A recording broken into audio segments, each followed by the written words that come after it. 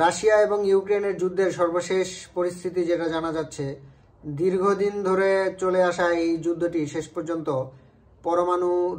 পরমাণু যুদ্ধের রূপ নিতে যাচ্ছে।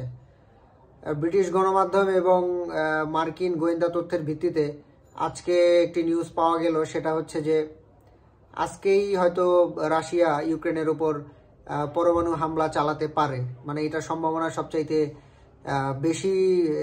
বেশি সেটাই জানা যাচ্ছে।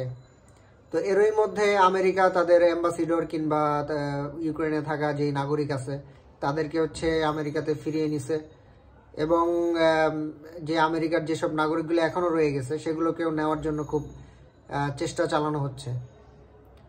তো আমরা জানি যে দীর্ঘ 3 বছর ধরে এই যুদ্ধ চলতেছিল। তো শেষ পর্যন্ত যুদ্ধটি পরমাণুতেই রূপ নিতে যাচ্ছে। এখন দেখা যাক আসলে পরবর্তীতে আসলে কি হয়, আদৌ কি রাশিয়া পরমাণু হামলা চালাবে নাকি এমনিতেই চলতে থাকবে, এটাই এখন দেখার বিষয়।